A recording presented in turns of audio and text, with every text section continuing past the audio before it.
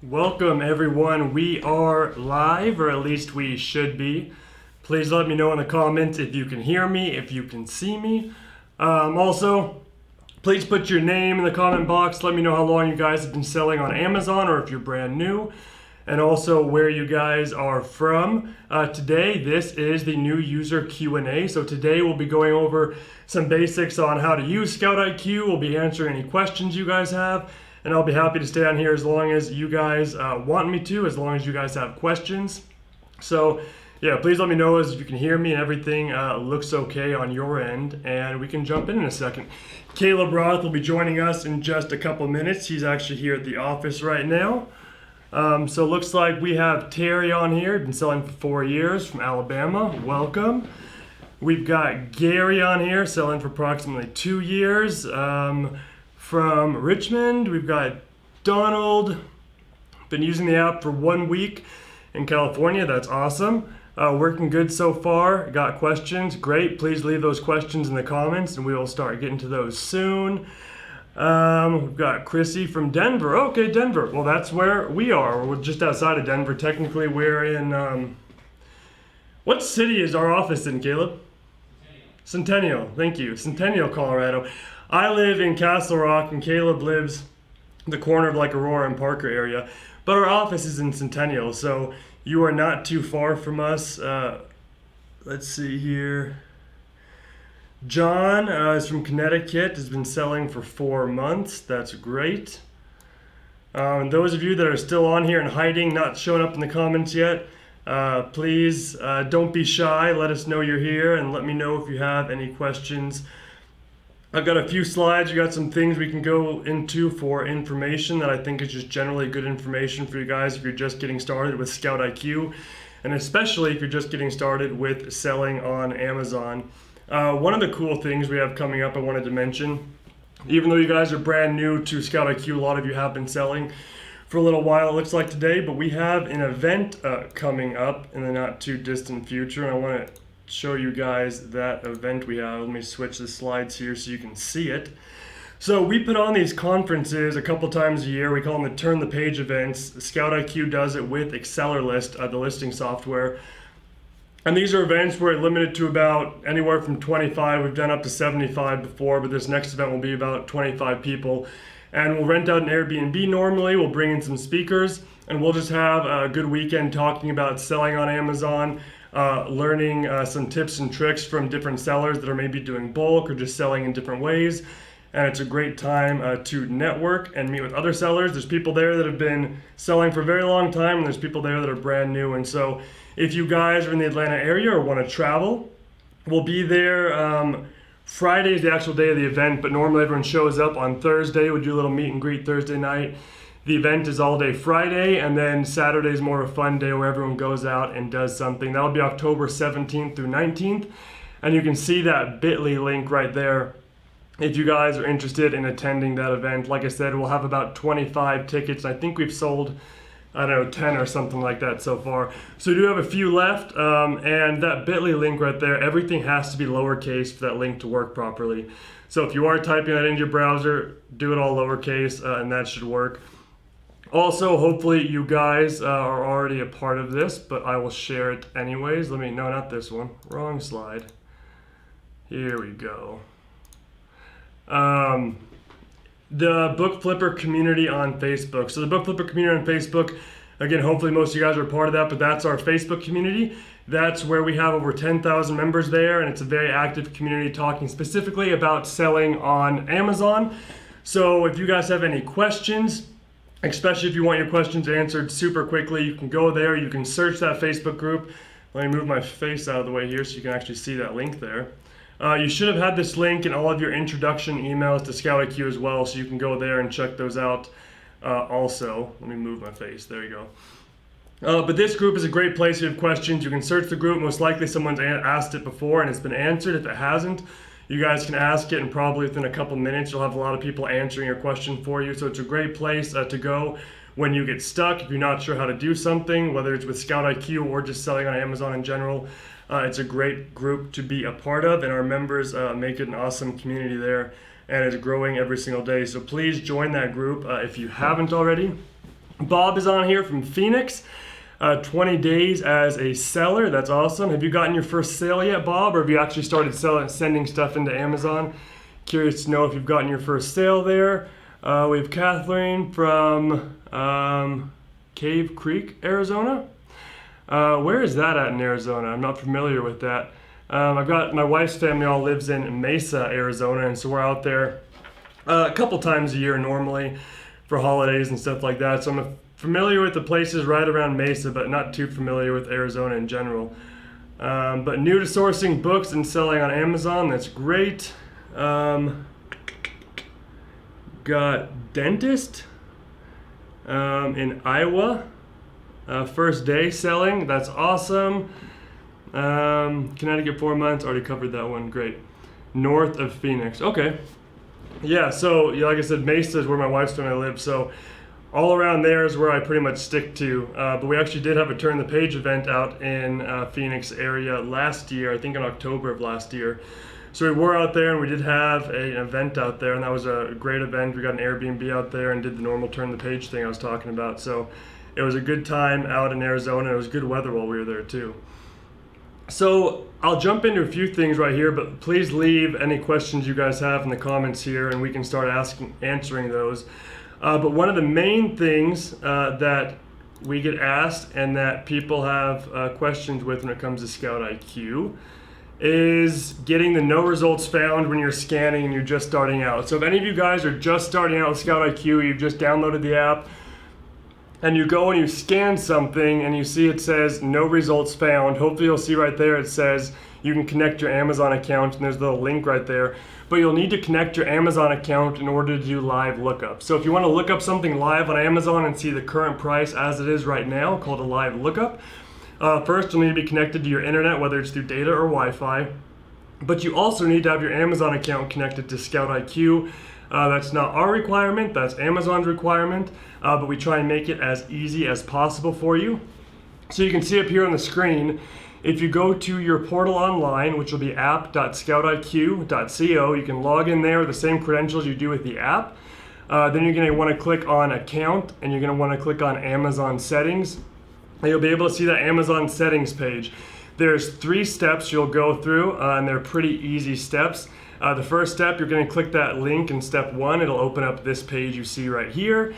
You're just going to click next because this information will be pre-filled for you. After you click next, there'll be a simple checkbox acknowledging the terms and conditions from Amazon. You're going to click next one more time, and it'll take you to this page right here. When you see this page right here, you're going to copy your seller ID and stick it in a seller ID spot on ScoutIQ's page. And then you're going to copy your Amazon auth token. That's the one that starts with the AMZN. You're going to copy that entire thing. It's a long code. It's blurred out on the screen right there, but you're going to copy that entire code and then paste that back into the box on the main screen there. And once you submit them on this screen right here, you should get validation saying they're correct or they're not correct. You will need that to make sure that your account's connected. Then you can go back into your app. I recommend to test this. Go to your settings, click live only, and then scan any book. If it brings up the results for that book and it shows the picture of that book in the bottom left-hand corner, you'll know your live lookups are connected and they are working properly. So please go and do that if you have not yet. That will solve all of those no results found errors you might be getting. Brad says, after this call, putting my first box together to send in. That's great. Bob said, yes, sold first book in 24 hours of listing. That's awesome. And becoming active. Sold 19 books so far, almost 1 a day. That's really, really good results. How long did you say you've been selling? Let me go back here. 20 days. 20 days, 19 books. That's really, really good. That is encouraging, as Brad said. That's awesome. You got a big start there. Found 200 books in the first 30 days using your app and scanning almost from the start. That's great. So that's one of the main things that we can give to beginners as a tip, or people that are just starting with ScoutIQ, is the more books you scan, the more accepts you're going to find, the more you're able to send into Amazon. Therefore, the more you're going to sell. So if you're just starting out, really just try and get a hang of scanning books and scan as many books as possible.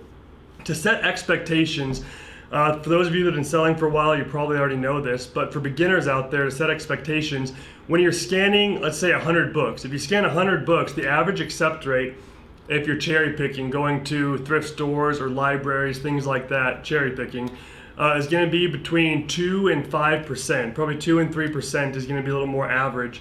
So out of 100 books, you're going to take away 3 books. So the faster you can get through and scan 100 books, the quicker you're going to be able to take those accepts and sell them. So if you can scan 100 books an hour versus 1,000 books an hour, you're going to be able to bring a lot more home, and you're going to be able to sell a lot more. So go out and scan. That is going to be your biggest tip for success, especially starting out. You guys all have ScoutIQ free for 14 days, so take advantage of those 14 days. You're not paying anything for it, so go and use the app, test it out, scan as many books as you can. One of the things I also recommend if you're just starting out and you're new, or maybe you're not new, but you want a challenge for yourself. Let me bring it up right here. 1 second. Some of these slides for some reason got mixed up here. Here we go. Is starting the 100 book challenge. You can start this by going to the 100bookchallenge.com. You'll see the link on the screen right there. This was a challenge we put together last year, and our goal was to set a number of books you're going to try and list every single week. Having a goal is going to help you list a lot more than if you didn't have a goal most of the time. If you say I'm going to list 100 books a week and you set a physical goal, it doesn't have to be 100. If you're just starting out, you can say 20 books a week or 25 books a week. But setting a goal will help you remain consistent, and it'll also help you keep you motivated from the very start. And that's one of the biggest problems beginners have and people just starting on ScoutIQ is that they're not consistent. They'll list 100 books one week and it'll feel great, and they won't list anything for 4 weeks. They'll list 50 books the next week and then wait 3 more weeks to list anything else. And so their sales, instead of slowly rising and continuing to give you motivation, they kind of peak and then drop and tank, and you feel like you're not making any progress. So at the beginning, you want to be listing, sending books into Amazon. Set a goal for yourself, set a weekly goal, and send those into Amazon. It'll help you significantly in the beginning. I did the 100 book challenge, and for 12 weeks, I listed 100 books at least on Amazon, and I documented the results every single week. I'll let you guys know how long it took, how many books I scanned, how many I list, what the profit was, the estimated profit, and then the results at the very end. And so to give you kind of rough idea of what you can expect, every single week I listed 100 books for 12 weeks, right? The first month listing on Amazon, my revenue was something like $800 maybe my first month, listing 100 books every single week. 2 months into the challenge, my revenue I believe was around $2,300. And then 3 months into the challenge, my revenue was something like $4,600. On Amazon. So listing the same amount of books every single week for 12 weeks, my revenue grew substantially every single month because I remained consistent doing that. So that's a good thing. Set a challenge for yourself. It can be 100 books, it can be less than that, but you guys can follow along with that challenge there at the 100bookchallenge.com. It's free. And one of the really cool things is if you go to that website, put in your email, it'll take you to a page where you can download a tracking spreadsheet. And you can type in your specific numbers, what your goal is, how many books you want to find each week. And it'll let you know down below in a graph how much you can expect every single week, when you can expect to break even, and how much you'll make in profit and revenue in the first year and second year if you maintain that goal every single week. So I highly recommend you guys go do that. And please let me know if you have questions in the comments here, and we'll start tackling those in just a second. And that is the100bookchallenge.com, as you guys saw there. Bob says Opticon scanner per your recommendation makes a huge difference. Yes, that's another thing that will make a big difference for you guys starting out in the beginning, is getting a Bluetooth scanner. So like I said before, out of 100 books, you can expect to take roughly 3%. So let's say if you scan 100 books, you'll take 3 of those books away. If you're using your phone scanner, if you're using just the camera on the back of your phone with ScoutIQ, it works and it works well, but it's going to be a whole lot slower than using a Bluetooth scanner. To be able to hit the camera button, hold up a book, let it register, scan it, wait till the results, and then go to the next book, it's going to take you a lot longer to go through 100 books than if you had your phone set beside you and you had a Bluetooth scanner and you could just go through as fast as you could scan. That's one of the big benefits of having database mode on ScoutIQ, is that you'll be able to scan a lot faster. But it makes all the difference scanning through 500 books in an hour with a Bluetooth scanner and only scanning through 100 books in an hour with your phone's camera.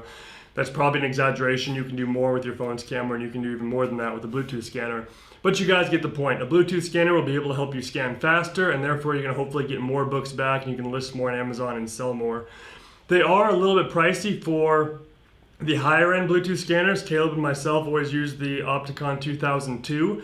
You can pick up those used on eBay from anywhere from like $80 to $120, depends on what you're able to find. Brand new on Amazon, those I think are about $199. So I'd recommend picking up a used one. But the really cool thing about the Opticon 2002 or like the KDC is that they maintain their value really, really well. So let's say you spend 80 bucks on one on Amazon, you figure out selling on Amazon is not for you. I can almost guarantee you can resell that Amazon for $80 and not lose any money on it. So even though it is a little bit more money, you can probably get that money back if you decide it's not for you and want to sell it later on. Another option is the iYoyo. It's EYOYO. You can find it on Amazon. It's a cheaper version. It's about $44, I believe, on Amazon. And it's not as high quality, but it's still a scanner. It still works. It's Bluetooth and it'll help speed you up significantly. So you can check that one out there as well. I've actually got pictures of both of those I can show you guys here. Let me pull those up for you. But all of those you can find on Amazon or on eBay. Like I said, eBay for the KDC and Opticon 2002 will probably be your best bet to buy them used. So you're not spending quite as much, but that will help you guys a lot just starting out. Let's see. So John says, how to price books faster when prepping and shipping. So when you're prepping and shipping, it depends on how you're prepping and shipping your books. Are you using the free listing spreadsheet, John, or are you using AccelerList? Because that's going to kind of change your workflow and how fast you're able to list and price your books. We have a few different videos on each of those methods, so depending on what you're using, I can kind of refer you to the right place.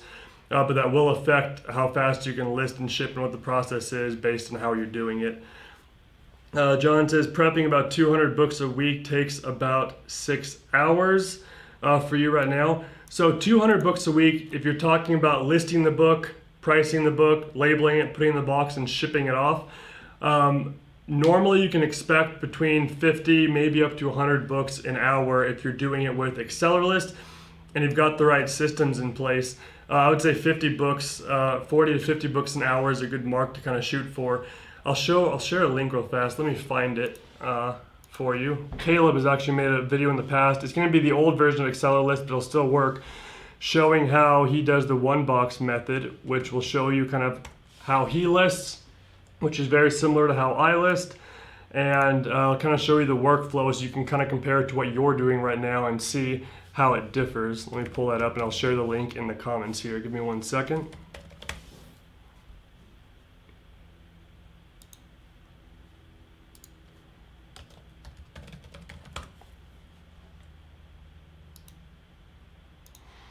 All right, so I am sharing this in the comments right now. If you're using AccelerList, that will hopefully help you out and give you a better idea there. Let me go on. If you're not using AccelerList, Inventory Labs. Okay.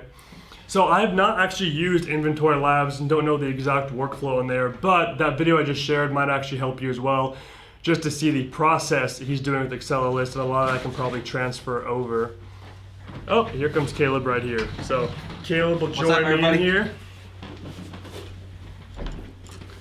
So it's a little small right here. I'll still read it. Cool. Here. So John was just asking how to prep books faster and price them when shipping. He said right now it's taking him about 6 hours to do 200 books, and he's using Inventory Labs. About 16 books an hour. Yeah. Yeah, not fast. I mean, any listing software should speed you up relative to just listing on Amazon. Make sure you got a barcode scanner, that's going to help. Make sure you've got a label printer, that's going to help. And you'll get better at pricing. I don't know what's slowing you down. You can chat back with us if you want. But what's the slowest part? Is it giving a condition? Is it pricing? Is it figuring out where the shipments go? Everything like that. I'll give you a quick demo real quick. Hold on, let me grab a stack of books.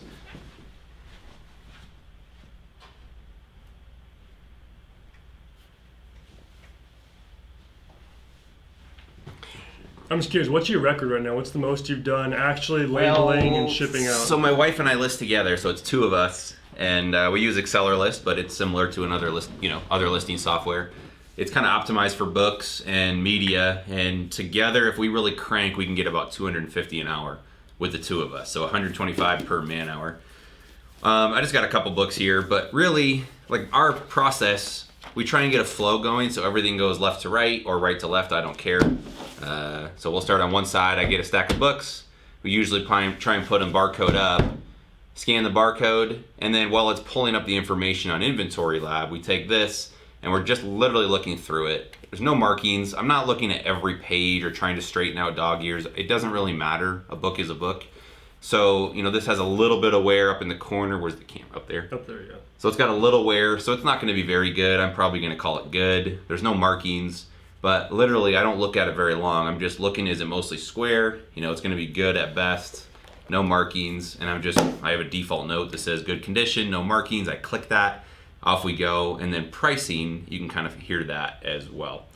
I got a couple videos on YouTube. We won't get into pricing today. That's very, very complex. But how long would you say the pricing phase normally takes you? Not really. And Inventory Lab has the prices there too. They're showing you although I don't know if they show used buy box. That's kind of a downer. But I haven't yeah. seen their interface for a while. Yeah, so you can check that out. But yeah, you should be able to list on your own roughly a book a minute. We put the label on it right away, and then we throw it in the box. As soon as we have a box full, we close the shipment. There's usually no splits. We don't have to do box level contents. It just makes it very, very easy. Yeah. So that's kind of our process. John says conditioning is fast, pricing takes a while. We use a Dymo, so that's not a problem. It's mostly pricing. Yeah, so speed up the pricing. As a general rule, I like to be in the lowest 5 offers, prime offers, because I'm selling prime. I'm assuming you do as well. And yeah, they don't have buy box. That's kind of a bummer. So you're going to want to click through to the Amazon listing, or maybe switch over to AccelerList. I know there's a big learning curve, and it's hard to switch back and forth, so that might not be the best call. And obviously, we're biased since we have invested in AccelerList, but it's really good for booksellers. Yeah. But yeah, pricing should essentially be: is it selling a lot, a little? What's the rank and the E-score? Is it a high sales volume, medium, or low? If it's high, I want to be probably 3rd or 4th or 5th in line prime prices.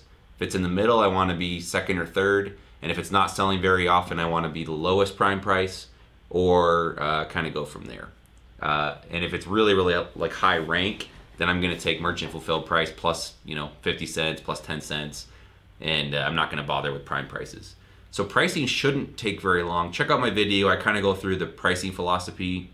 Just go to YouTube. You're already here, but at the end of this video, just type the book flipper pricing strategies, and that'll pop up. I think it's probably an hour long, and should help speed up your pricing. Yeah, what else we got? Brad says, I've heard Inventory Labs only works with ScoutIQ. So Inventory Labs created ScoutIQ, but Inventory Labs works if you don't use ScoutIQ too, I'm pretty sure. There's some benefits there because you can scan with the app, and I think you can build a buy list. They're not really optimized for books. There's no offline database. That's really important if you are selling books and media. But you don't have to use ScoutIQ. It just comes with it. So you're kind of wasting money if you don't. That's why AccelerList is a bit cheaper. And you can get ScoutIQ plus AccelerList. So that's an option as well. I'll kind of look through the comments, and if you guys have them, post them here. I don't mean to hijack, but wanted to pop in and say, hey, thanks for finding us. Thanks for trusting us with your business, and we want to be here and help you grow your side hustle or your main thing. I just got back from Philadelphia. I was there for 5 or 6 days with Romer the Roamer, or Avery, if you guys follow him on Instagram. A good kid, working hard. He's got a good hustle as well. And we were trying to buy out a bookstore. We thought there was going to be 300,000 books. Turns out there was closer to 50,000. So we were several orders of magnitude off. We did okay. We pulled about 250 books in a day, got them listed in about an hour and a half. And we'll probably net, I don't know, it's not going to be a lot. We'll probably net $1,500 or something. But we had a good time, met up with a lot of resellers in the Northeast, and it was super fun. So we love meeting sellers. We love learning the stories, kind of figuring out what you guys are working on and doing, and that's pretty cool. Definitely. Bob says, I priced based on your guidance you gave your lessons in, I'm guessing he's saying Book Flipper University, top 5 price, seldom the lowest. That's good. Yeah, there's a good pricing video in Book Flipper University, and it is different than the one we have on YouTube. I'll mention Book Flipper University a little later on and show you guys a link to it. But yeah, there is a pricing video in Book Flipper University. Donald says, question, some of the books I scan don't come up, nothing found, so I end up passing on quite a few books. I understand live lookups and linking my account, my Amazon account. So if you have live lookups enabled and you have Wi-Fi or data, almost, yeah, everything you scan should return a result as long as it's a book on Amazon. So you should not be getting a lot of no results found if live lookups is actually working. Like I said, one of the things you can do to test that is go into your settings, hit live only, go back, scan a book. If it returns results and you see the image of the book in the bottom left-hand corner, you can know your live lookups are actually working. If you get a no results found, it's probably not working. Something might have been misplaced when you copied and pasted those credentials. So make sure it says they're working on the portal, and then try it again and see if that works for you. Because yeah, you should not be getting a lot of no results found if you're just using live lookups or if you have that enabled. Yep. And you can message us anytime, support@scoutiq.co. Just drop us an email. That'll either go to one of us or John, or we've got a new gal, Monica. There's a Monique too, but there's a Monica that'll be helping with some of the support. So drop us a line. Make sure you're not scanning UPCs. Some books clarified right here too. Some books have UPCs, so make sure you're scanning the ISBN, the actual barcode. Is the database updated regularly? You can download it as often as you'd like. We update it on our end once a day. Most of our users update, once or twice or 3 times a week, but you can do it daily if you'd like. If they're not showing up, make sure you got live lookups, because we don't really have, our database is pretty complete at this point. There's a few that aren't in there, but if you're getting a lot, that's rare. So drop us a line. I bet there's something wrong with your credentials, and we can help you work through that, Donald. Any plans for another Arizona meetup or seminar? We did one in Phoenix this year. Yeah. The next one up, I think I heard you talking about it. Yep. Yeah, we Atlanta. have the next one in Atlanta. I can throw that. And we don't have any plan for next year yet. I don't know if we're going to wind it down. I think we'll probably do 2 next year. I think 4 is a lot. I think we're burning out our speakers, and it's a lot of effort to keep flying around and doing these things. So I think we'll do it. I'm in Phoenix personally twice a year for golf trips, and we might do a small meetup, but nothing crazy formal. We'll try and email people when we do that.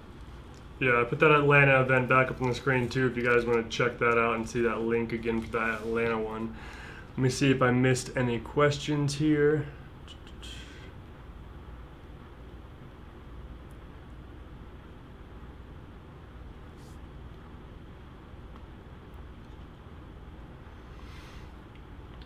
So Bobby said earlier, trying to go all in on your recommendation. So far, very happy with what I've learned. I use the preset triggers and then decide based on valuation.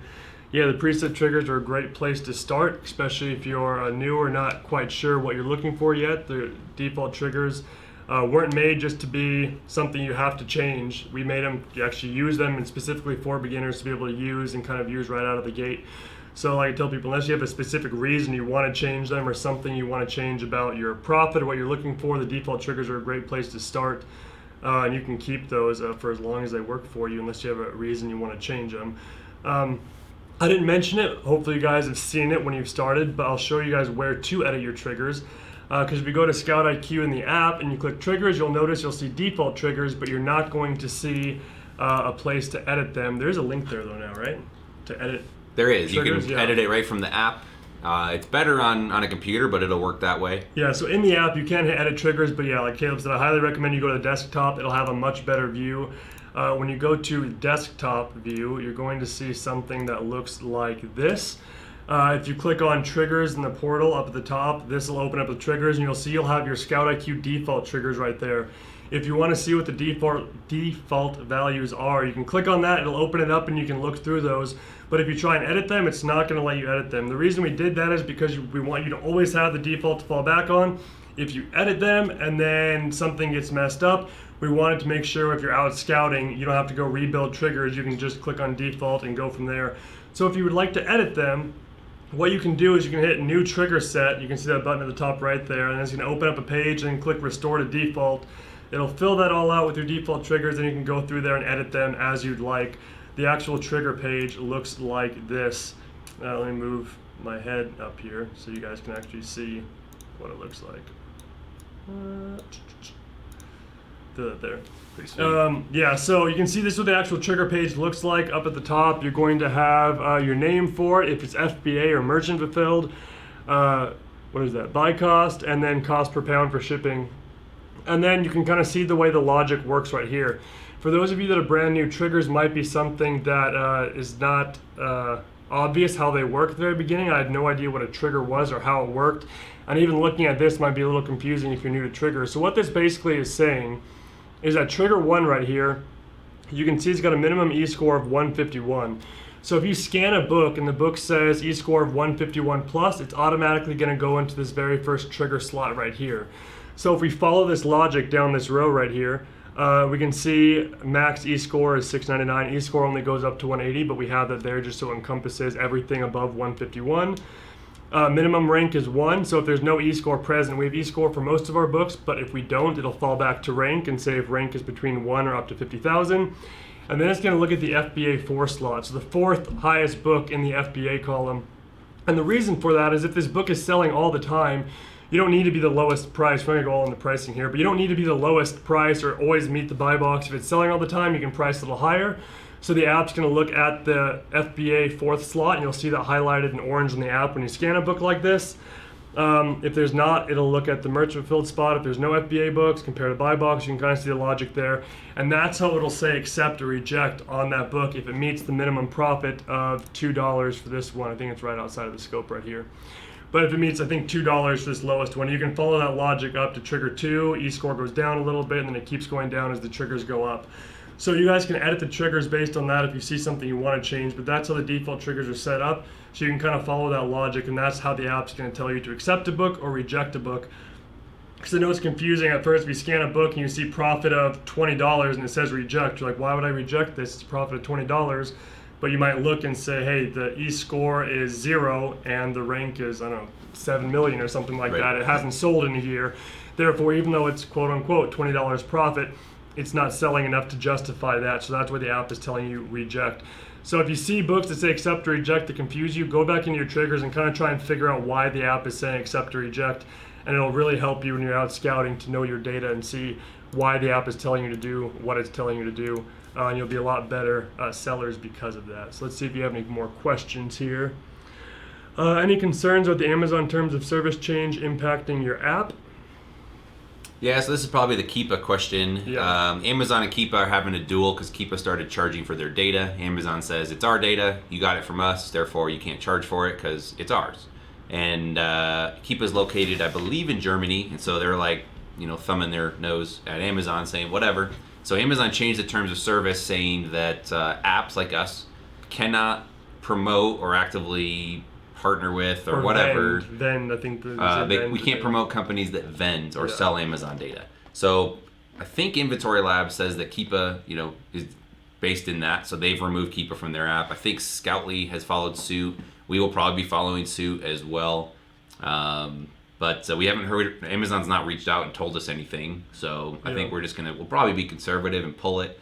The funny thing is all the apps are still allowing you to create a custom link. So they're really not removing it. They're just making it not featured. Yeah. So it's, not really the letter of the law, or not the spirit, it's the letter. So anyway, expect to see that. We don't rely, good news is we don't rely on Keepa. We get all the data ourselves. We've been tracking it on our own. And so we're not really using their data, and we don't really, need to focus on them or not. I know a lot of you like the charts, especially for non-book sellers. It's great to see with retail arbitrage. So Bob says, love the app. Can't say thank you enough. Awesome. Donald says, what if I scan a restricted book? Is there any warning or pop-up tells me I'm not authorized? Unfortunately, that data is not in the API, so we can't tell you for your specific account. We do flag commonly restricted items, and the other way around it is tap the thumbnail image. So when you scan in the bottom left of the app, there's a little thumbnail photo. Tap on that. It'll force you to log in the first time, and it'll actually then show you if you can sell that book or not. So you see the R logo in the corner. That doesn't mean you're restricted. It just means that it's commonly restricted for a lot of sellers, so you should probably double check. And again, this kind of impacts popular books, popular textbooks, etc. Guys, I'm going to bounce real quick. I'll let Matthew keep handling. I just want to say, again, thank you for joining. Thanks for signing up. If you do have questions, reach out. We care about your success. We're not just pumping and dumping an app and trying to get rich quick. This game is awesome. I think Amazon is a great place to learn e-commerce, and books are certainly the best place to start. They're very inexpensive. You can make mistakes and it doesn't cost you too much. And then if you want to be like us and stick with books, awesome. If not, we can grow with you as you branch into other categories. And it's a really cool time to be in Amazon. I know there's a lot of booksellers out there and more are coming in every week, but so much opportunity. Try a fun experiment. Jump on a plane, go visit somebody, talk to someone at a coffee shop, and when they ask what you do for a living, tell them you sell books on Amazon, and they go, huh? So I think we're still ahead of the curve from that standpoint. And one last tip, and I'll get out of here. When it comes to trying to figure out, I know there's a big learning curve right now, trying to figure out the app and the scanner and listing and Amazon. It's a whole bunch of new stuff. At some point, it'll become second nature to you. So go ahead, study hard, learn it, but don't get too caught up on the details right now. Try and short circuit the way. Try and figure out how to get books listed quickly, because the most valuable thing you can do as an Amazon seller is to go find more books, improve your sources, make relationships with other people. If you can do those, the rest of it's going to take care of itself. Because if you give any seller a stack of books like this, they can turn it into money. Now, somebody might be able to list faster than 16 books an hour. Someone might have better pricing philosophies. Someone might have a better seller account, can sell them quicker. But at the end of the day, these books are worth some money. And anybody that has the Amazon or the e-commerce skill set can turn them into money. So the trick then is, where do you find more books? So I'll leave you with that. Get creative. Follow lots of people. Steal liberally if they have great ideas. Follow them. No need Definitely. to reinvent the wheel. You can do something in your market locally that maybe won't impact what they're doing. So anyway, Yeah. I'll get out of here. You're in very capable hands. If anything pops up, just shout through the wall. But thanks. Yeah. Thanks, Caleb. Yeah, enjoy. All right, I think you got a couple questions up here that didn't cover here. So Gary said, question, how do you select between preset triggers? That's a great question. Let me actually pull up a screen here that will show you that. 1 second. So using a new video software here, and it works pretty well most of the time. But, all right, there we go. Now it's pulled up here. So as you can see on the screen right here, you're gonna have 3 screens. In the far right, this is gonna be the screen that pulls up if you hit the triggers tab in the home page of your ScoutIQ app. So you open up ScoutIQ, click triggers, this page will show up. If you guys have not created any trigger sets yourself, all you're gonna see is ScoutIQ default triggers, this very top one that's selected, and you're not gonna see the ones below that. In this specific screenshot, I created 2 other trigger sets and I named them Test and Test 2. Very original names, I know. But if you have created other trigger sets, you can go through and select them there. So you might have, you're always gonna have ScoutIQ default triggers, but you might have a bag sale or something like that trigger set for when you go and it's a certain amount of money for an entire bag of books. You might have another one for bulk books or normal cherry picking. Or if you guys have teams and you've got team mode enabled and you've got scouting for you, you might have different preset triggers for them, and then you can set those to their account. I haven't talked about team mode yet, but that's how you can find the triggers, and that's how you can select which one you're operating off of in the app. All you see is ScoutIQ default triggers. You need to go into the portal and create some new triggers there. This screen is actually a little outdated that I've got pictured here, because if you guys open it up right now, you'll see there is a edit triggers button here at the bottom, and that'll open up the portal for you. Again, though, it's still best user experience to do it online. There's just a lot of information with triggers, and desktop will help you see that information a lot better. Let me go back here and see what other questions there are, though. Bob says, love the app. Can't say thank you enough for the inspiration and the challenge series, and your challenge series gave me. That's great. Glad you liked that challenge series. Hopefully it helped helped you remain consistent how many books you were listing, whatever your goal was. Hopefully you beat my numbers if you're talking about the 100 book challenge. I really actually do like it when people show me the 100 book challenge and they show me that they completely owned me in the challenge and listed way more books than I did. I like seeing that. On Instagram, I'm not sure. His username is Hemo Hustles, I believe, is his actual username. Look up Hemo Hustles on Instagram. He just finished the 100 book challenge, except he listed a lot more than 100 books every single week. And he did a really cool thing. He documented his journey just like we did the 100 book challenge. And he ended the 12 weeks, I believe, with around $14,000 in revenue. And so you can kind of see how he did that. He figured out how to get a lot of free books. On this channel, if you just click my name actually right below, I did an interview with him, and he kind of talks about how he got those free books and stuff like that. So I love seeing people have done the challenge and their results with it. Let's see here. Does the app work with other items beside books like toys? Yes, the app does work with other items. It's not going to be in the database though. It's going to be through live lookups only. So our database is just books, but as long as you have live lookups enabled, like we've been talking about, you'll be able to scan anything with a barcode, and if it's on Amazon, it'll pull up the results. If it's not sure what it is, it'll pull up multiple results, and you can just click from that page which item you're actually scanning, and you can see all the information from Amazon. And you can actually set triggers for different categories as well. Let me pull back up our triggers page right here and show you something. Here we go. So on this triggers page, you can see right here it says triggers, then you'll see this tab at the top that says books. If you guys go and open up this page right now, you're actually going to see other categories here. You'll see, what are all the categories? You'll see media, I think DVDs, CDs. You got a couple other categories there, and you can actually make triggers for other categories other than books. So not only can you look up other things, you can make triggers as well for those other categories. So that can be helpful if you're selling CDs or some other type of item other than books, and you want to make triggers for it. Brad says, it's overwhelming at times, working on getting the flow. Sourcing is really fun. Yeah, it can be overwhelming at the very beginning, especially if you're using YouTube. YouTube is a blessing and a curse because everything is at your fingertips, but also everything is at your fingertips. So it can also be overwhelming to search something because you'll get 10 different points of views on the same exact topic. So like Caleb had just said, when you're starting out, try and keep it simple. Don't get information overload. Go out, find more books, and list those books along the way. Try and figure out how to optimize where you're finding your books and the relationships you're building, and optimizing how you're listing those books. But at the very beginning, scan more books, list more books, and that's how you'll win from the very beginning. Scan more, list more, and that's a great way to just get started, and that's a good philosophy at the very beginning. That's a good philosophy even later on in your Amazon selling career, but especially at the beginning, especially if you feel a little overwhelmed at the time. Let's see, another question. Do you have any recommendations for triggers for bulk book buys / gaylords?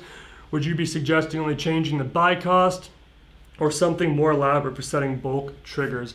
There's a lot of different ways you can set triggers, and people have a bunch of different rules based on what they want. So there's an infinite number of ways you can set your triggers. When you're buying bulk books, if you're buying a gaylord of books, your cost is going to be extremely low. It's going to be something a couple cents per book, and it's a sunk cost. You're not going to get that cost back.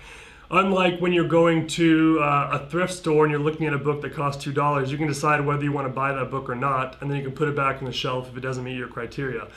With bulk books, you've already spent the money's already gone, most likely you've already purchased those books. So yeah, you can lower your buy cost, whatever your buy cost is, kind of divided by the number of books that you've purchased. And you can also, if you want, lower your profit threshold. John Troutman did the 100 book challenge with me. If you go to that 100 book challenge website, you can see his results too. And he did a bulk book model for that challenge. So his experience might be interesting to you if you're getting into bulk books to see how he does it. But I believe for his challenge, when he was getting a gaylord of books, he would set his profit as low as about $1, sometimes maybe even lower, minimum profit per book. Since he'd already purchased the books, he was already listing them. He thought, might as well list ones that have a little lower profit since I already own them. And so he could get away with that since his cost per book was so low since he was buying in bulk. And it worked for him. If you go back through and look at the year results for he and I, he sold through a lot of his inventory. He had a really good sell-through rate. And he made a lower profit margin, but more profit because he listed so many more books. So you can lower your profit with bulk books, but there's a lot of different ways you can set those triggers. I recommend going to the Book Flipper community group and looking in there, and you probably get a lot of suggestions and ideas in there from what other people are doing. Brad says, we use ScoutIQ to source DVDs and come home with well over 300. Very excited to get them inventory and sent out. That's awesome. 300 is a lot. Good job on whatever source you found there. Thank you for the app. You're a wizard genius. Yeah, Caleb's the wizard genius with numbers. He's the one that created eScore and all the other amazing things within ScoutIQ. So his brain for numbers is amazing, and you guys get to take advantage of it by using ScoutIQ. Donald says, question, is there a number counter to see how many books that you've scanned daily? Yeah, there is a number counter on ScoutIQ. So if you are on let me pull up a screen here to show you. I actually don't have the counter here, but if you are on the screen on the far left here, if you swipe left, you'll get to the screen with the green bars. If you swipe left one more time, you'll get to your scan tracker. Your scan tracker will show you how many scans you've done, how many accepts you've had, and your accept rate. It'll show you your overall totals, and it'll also show you your totals since you've reset it last. So if you go out and want to scan for a day and see what your results are, you can reset that at the beginning of the day, scan throughout the day, and at the end of the day, you can see how many scans you've done and what your accept rate is. It will count the same book twice if you scan it twice. So if you scan a book and then click live and scan it again to see the live results, it'll count that as 2 scans and 2 accepts. So it's not extremely accurate in the sense that you scanned exactly that many books, but if you scan a book twice, it'll count that. But overall, it's a good estimate to go by. You can see how many scans you've done and your accept rate. Right now, though, if you delete the app, it's going to clear those numbers out and start over, which isn't a big deal. Just keep that in mind. If you delete and reinstall the app, those numbers will be set back to 0. But that's a good way to track your progress and how many scans you've done for a day. And when I was doing the 100 book challenge, I actually used that scan tracker to kind of figure out which sources were best. Some sources I found out I always had extremely low accept rates. Other sources, my accept rate was a lot higher, and I could tell that specifically by looking at that scan on the scan tracker. So that can definitely help you figure out what sources are working well and which sources are not working well. Donald says question. Oh yeah, I already read that one. Number scan on the app. All right. Well, I think that's all the questions we have right now. If you guys have any other last minute questions, please put those in there and I'll answer those. But if there's not any more, I will jump off of here. Brad says, local library sale, 3 days and ScoutIQ made the difference. That's great. Yeah, if any of you guys have not done a library sale yet, look for one in your area. You can do so on booksalefinder.com. It's a great place to find a library sale. It's a pretty crazy experience, depending on where you live, but pretty much anywhere you live. If there's a library sale and it's advertised in Book Sale Finder, show up early. If you get there on time or late, there's going to be tons of people already in there scanning books. I can almost guarantee it. So get there early, get in line early. You'll be surprised how many people are actually there scanning books. I went to a sale here a while ago. It was a smaller library. I didn't think it was going to have a ton of people, and I got there and I was the second in line, and then by the time it opened, there was a good 18 people, 19 people behind me, most of them with scanners all ready to go. The really cool thing, though, is that you'd think with that many scanners, you wouldn't be able to find any books that are profitable, but almost everyone came out of there with books.